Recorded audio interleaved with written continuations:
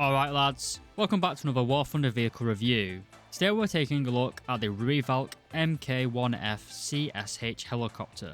These are of South African origin, and I believe that there's only been 12 made, even though they were designed in the mid 1980s. Due to South Africa's Bush War, and the large amount of Soviet vehicles turning up in Angola around that time, the South African government decided they need a dedicated air-to-ground helicopter, and that is where the Rooivalk came from. Because South Africa was under arms embargo at that time, they had to design a domestically produced helicopter, which I'm sure you can imagine is no easy feat. Anyway, in game, the Rooivalk is a rank 6 premium in the British tech tree. It sits at battle rating 10.7 for arcade, realistic and simulator battles. To unlock it, you'll have to purchase it off the Guardian store.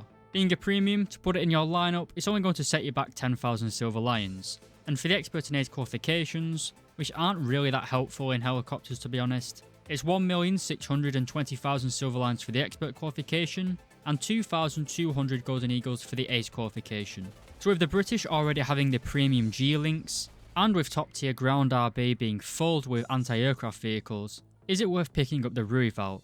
Well, if you'd like to know the answer to that question boys, stick around for the rest of the video.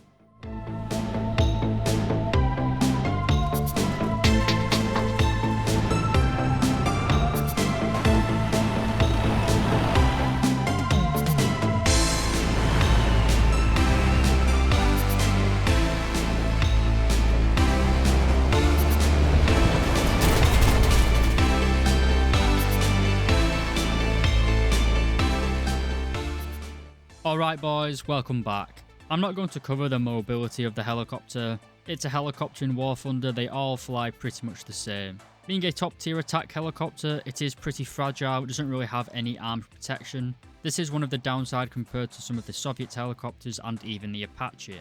The only part of armour on the Rooivalk is I believe behind the pilot's seats, so you will get shot down very easily by even 12.7mm machine guns. The transmission of the helicopter is also pretty decent in my opinion. You can climb and descend in altitude pretty quickly. It's not like a Hind where you're kind of just waiting for that power to be increased gradually. You do get quite a lot of power. Obviously not as good as a Gazelle, but it's certainly very enjoyable to fly. But enough of the boring stuff, let's go on to the actual thing that matters in War Thunder, the firepower and the weapon systems. Starting off with the latter, our gunner has access to CCIP as well as CCRP for the cannons and rockets. You don't get CCIP for bombs, but you don't carry any bombs, so I guess it's not a massive downside. The CCIP basically gives you a pipper on the screen, which gives you an indication of where the rockets are going to impact. This makes it very easy to use your rockets as well as your cannon, and can be used in ground RB games if you don't have enough spawn points for anti-tank guided missiles. We also have a very high resolution optic set, including 3rd generation thermals, and a 61.4x zoom. While this is great if you're sat at the very back of the map, I think at medium ranges it is a little bit too zoomed in. It's quite hard to get a zoom level where it's quite comfortable between zoom in and still having a good field of view.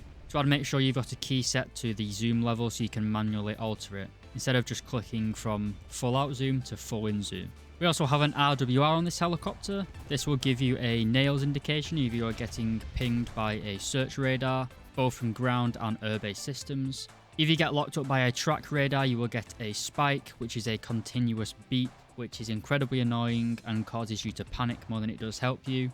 But in theory, this will give you a warning when anybody is lasing you or tracking you with radar. We also have an MAW or missile approach warning. This basically detects an incoming projectile and self-releases flares. This is good against infrared guided missiles coming in, but the helicopter can't detect the difference. So if an ADATS is shooting at you with a SAKO missile, the helicopter will still pop flares even though they are completely useless against a laser beam riding SAKO missile. We can also carry 170 flares or countermeasures. You can choose between flares and chaff. Being a helicopter and I'm going to be quite low to the ground, I typically just take regular flares. Chaff isn't really going to make a difference. Most of the enemy aircraft systems at top tier use SAKO guided missiles instead of active radar homing missiles. So if you do chaff, an enemy is just going to put it back onto manual control and guide it onto target. Chaff is only really effective against semi-active and active radar homing missiles, the latter of which aren't in the game really apart from the Phoenixes.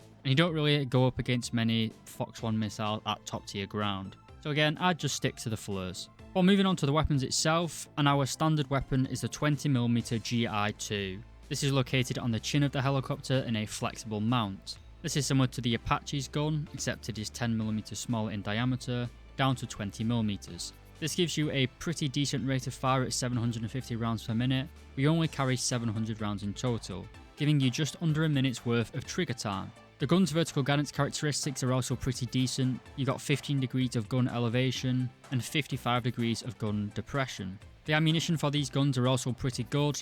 The armoured target belt contains a high velocity armour piercing tracer round, which has 57mm of penetration at point blank range. But even at 500 meters, it'll still penetrate 37mm of armour, perfect for punching through the side of NATO tanks. And because Gaijin's matchmaking is now just all over the place with allies fighting allies for some reason, you really can punish the weak side and top armour of NATO tanks with this helicopter. We can also carry the FZ-49 heat rockets. These travel at 701 meters per second and contain 1.17 kilos of TNT, which is actually very small. It's fractionally less than the American M247 rockets. But whereas the American rockets have 290mm of penetration, the FZ-49 have 350mm of penetration. In my opinion, this isn't really an upside.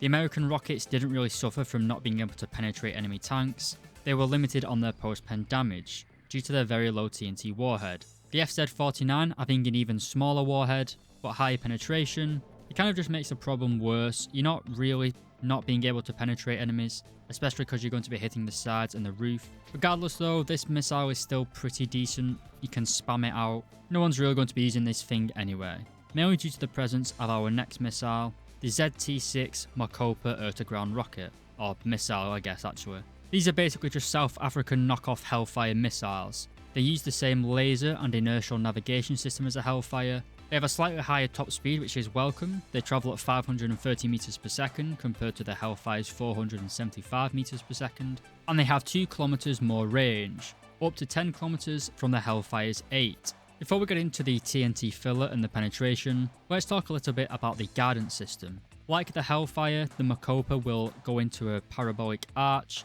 When you fire the missile, it will go upwards and then come down and hit the roof of an enemy vehicle. While in theory this does a lot more damage compared to a regular SAKO missile which travels straight towards the target, it means that the travel time, or the time to impact, is significantly higher. This means a Soviet helicopter with a SAKO guided missile can shoot from around 6 kilometers and hit a target within 10 seconds. For a helicopter like this and an Apache, which use Hellfires or the Makopa, that time to impact is around double, at around 20 seconds. This gives the enemy a long time to react, gives them a time to get into cover, and if it's in an enemy tank that's fitted with a radar warning receiver, it's going to know that you are targeting it with your laser designator. Again, giving them plenty of time to pop smoke or get into cover or shoot you down. This is the major reason that the American, NATO and now Makopa missiles are quite less powerful compared to the Soviet helicopters. It's not because Soviet helicopters are really good, it's just because their missiles fly very fast and they go straight towards the target, whereas NATO missiles tend to arc and then come down on top of them. Great in real life, does a lot more damage, but it's a long time in the air. But anyway, the Makopas have a warhead containing 5.37 kilos of TNT. This gives them a hefty amount of penetration, being able to penetrate 1.35 meters, or 1,350 millimeters of armor. This allows you to penetrate every tank in the game, even frontally. Not even the M1A2 SEP can protect this vehicle. The turret of the Abrams is probably the most heavily protected tank in the game, and the Makopas can punch straight through them. So we certainly can't complain about the firepower itself. However, I do still stand by the fact that the long time to travel in flight is a major letdown for this type of helicopter. But finally, we also have the Mistral air-to-air missile. We can carry 4 of these in total, 2 on either wing. They have an all-aspect lock range of 6 kilometers, and they are prone from ECM, which is electronic countermeasure systems basically. It basically makes them protected against ICRM or infrared countermeasure systems, which are found on many of the Soviet helicopters. It's basically stating that they are second generation IR missiles. So the Rooivalk has got good weapons against enemy planes in the form of the Mistrals. It's got good air-to-ground weapons in the form of the Makopas. It's got pretty decent flight characteristics, got a nice chain gun. It's also got plenty of fleurs, as well as an RWR. And plenty of people have messaged me saying that this is the strongest premium in War Thunder. purely because it's got the best penetration. I hope from watching this video you'll have now learned that having a high penetration rocket isn't really that special.